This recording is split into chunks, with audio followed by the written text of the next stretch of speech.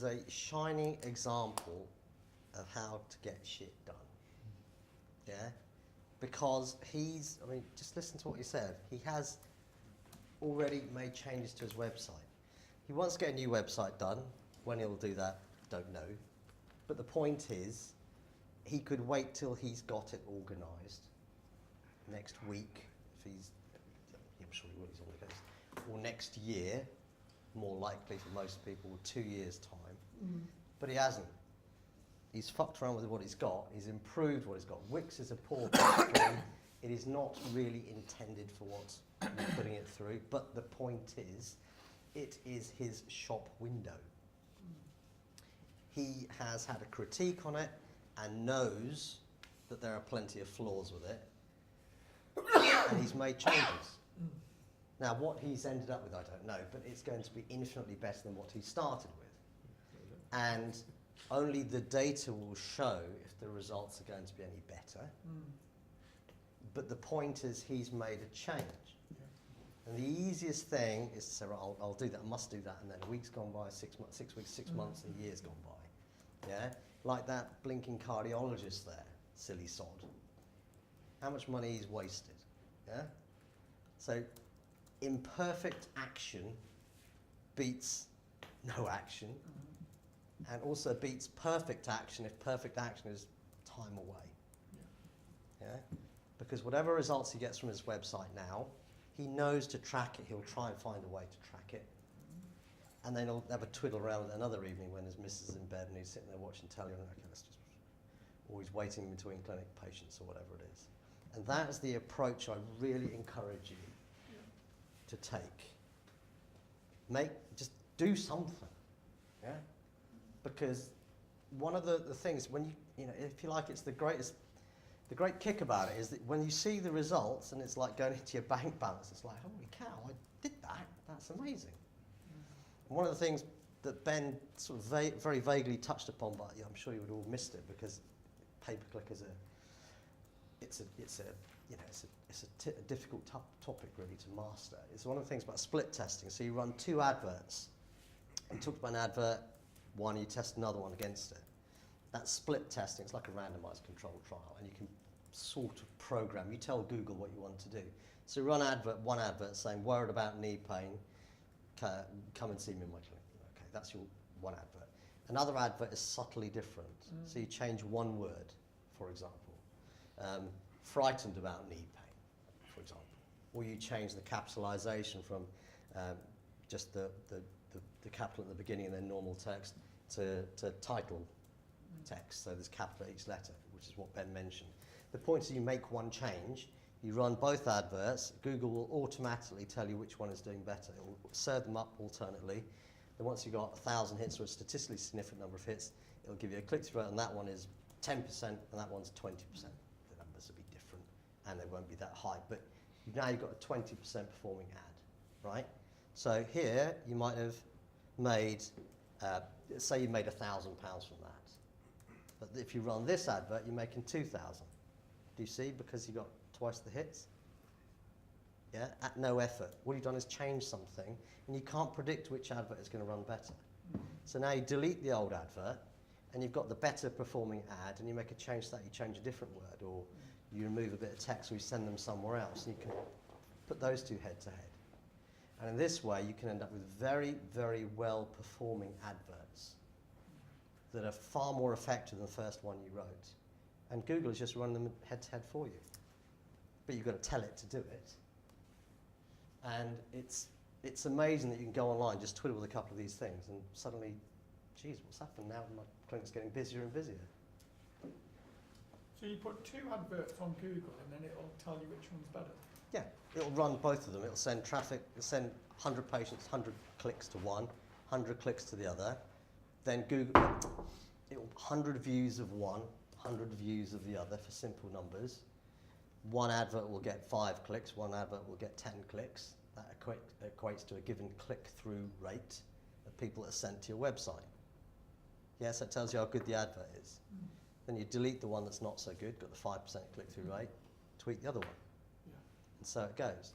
And in that way, you're getting more and more traffic to your website often at a lower and lower cost, that are more and more highly qualified, in other words, more ideal patients, if you like. So an example of one of these adverts would be, say, Example would be, well, let's just Google something. Let's have a look. Oh, thank you. Prostate problems, London. Maybe that'll have something come up.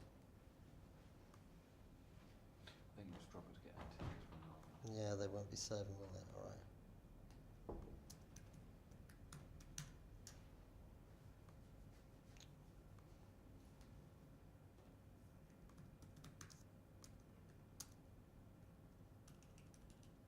Type in Bournemouth. Yeah, the thing is, these adverts, if they're Okay. done sensibly, they're served up So it's the same geographically. way, okay. So, okay, that's not working very well. So, Jesus. Take the Private replacement, let's see what comes up. Private placement. You put private knee replacement in, because it hasn't worked out. Is it your laptop? You live in London, so it should probably work it out that you're not. The fact is, nobody much in the area is advertising, right, or they've used up all their budget. Take the Yeah. private off.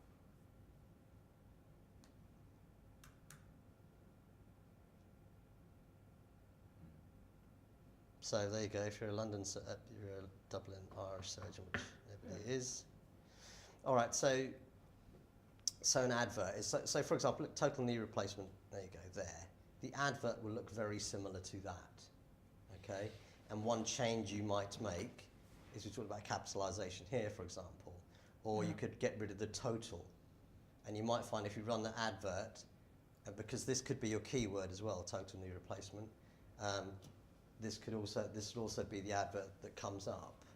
So if you have one advert which says total knee replacement surgery at Sports Surgery Clinic, then maybe 1% of people click on that ad. But if you put knee replacement surgery at Sports Surgery Clinic, more and then people. so half people will get that, half will get the others. Yeah. And It's just like a randomised controlled trial. There's no difference. right. Knee replacement at Sports Surgery Clinic probably is a nicer way of saying it, and that might get. But that's up to you if you Yeah. want that. The If you point don't is want- you cannot predict No, you it. just have to do. And you just put, and again, in the spirit of a randomised controlled trial, you change one word, one factor, one element, run them both head to head and see which works better. Delete the underperforming ad, and then now come up with a variation with the one that was doing best. So half the people get one, half will get the other. Yeah. Right, okay. It's an automated, it's called a split test. And this is only one element of what you'd be testing. Like as I mentioned yesterday, my colleague with his web page, because not only would you test this, you would test your landing pages that you're sending traffic to, because some landing pages will perform much better than others. So David, if you're part of a chamber, are you still allowed to have your own website and things, or does it depend on the terms and conditions It depends on what agreement you have with your colleagues. in that chamber? Yeah. Right. So, you'll have to ask yourself what you've agreed and arranged with whatever setup you have. Well, no, I've not agreed not to market it myself. I don't see why I can't do my own website, link into that one. I mean, you'll know what you've agreed to. I Yeah. can't possibly know any better than you do. Yeah. Um, Well, there was nothing on it saying you're not allowed to market individually. But like I said last night, you've got to be careful because the power is all one-sided. They can kick you out at a moment's notice with no explanation. And if you're reliant on the £100,000, £250,000, the income that association has generated for you, you're in a bit of trouble, aren't you? Yeah. And there's no comeback. And why should that be? Because you're piggybacking on their business. They've invited you in, and they decide to disinvite you. So beware being vulnerable. So try and keep control of things for yourself, so you can not only reduce your vulnerability to other people, but also do it right.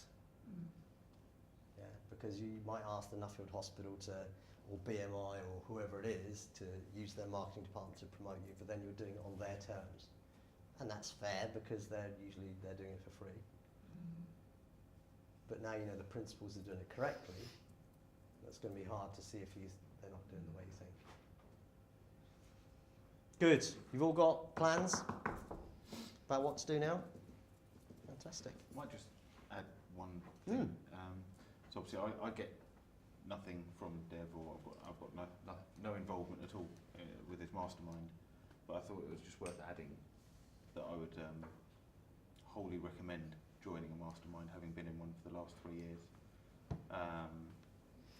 It completely changed my life and my business, because you get such a great perspective of people who are going through the same thing as you, trying to do what you're trying to do. You're trying to grow your private practice.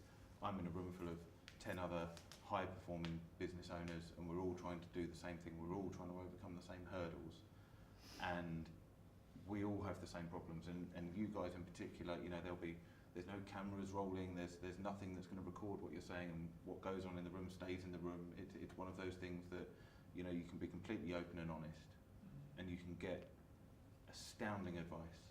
And the thing that I find most valuable about the mastermind I'm in is not only is my hot seat incredibly valuable, but listening to other people's hot seats and hearing what they're going through and how they benefit from it as well, and then you can take things from it as well. Yeah. I think that Absolutely. sort of summarises it really. I mean, it's just, it's life-changing. In the mastermind we are involved in, there used to be Mad Scotswoman. Do you remember? And she runs a printer cartridge recycling business. What she was like 35 million a year or something? Something like that, yeah. She supplies Downing Street with cartridges, absolutely. And being around people like that who are out there doing stuff, and she's this lunatic Scotswoman. It's fantastic fun, and it really makes you think, well, what the heck is possible in your own business? What can you do with application? Just to add to that. And she's not always been successful, has she? She had some. No, pretty- she's had some really tough times. But just to add to what Ben was saying as well, I think running a business is a very lonely thing, and actually, very few people have learned how to run a business. You tend to be good at doing what you do, and running a business is a totally separate set of skills. And at that point, that's where you need that support. So I would totally recommend it as well. It's made a huge difference to our business. So, Right, we're done. Cool. Thank you very, very much for coming, everyone. Thank you. Thank you very much.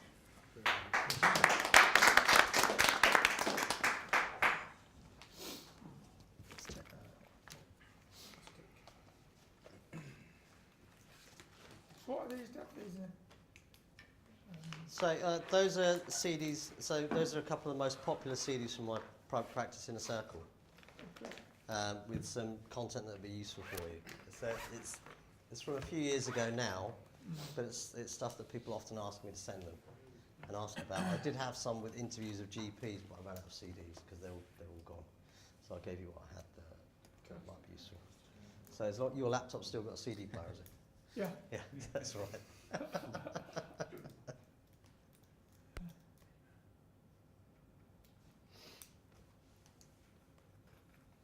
Work. Ah.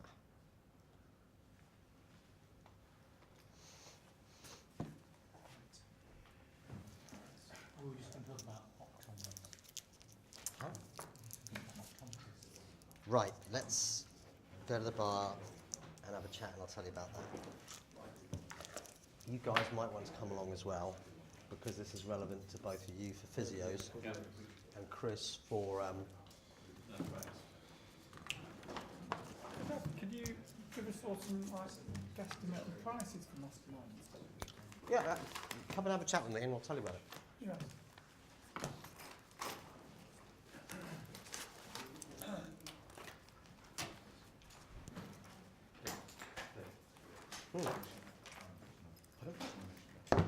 Yes. Earlier I said about asked you if you wouldn't mind saying a few words to camera about how you felt the day's gone, the weekend's gone. They couldn't do it earlier because the noise out there. Thank you, by the way. I know you did. I don't know how I think it didn't come out well because of the noise and everything. Do you mind doing another go?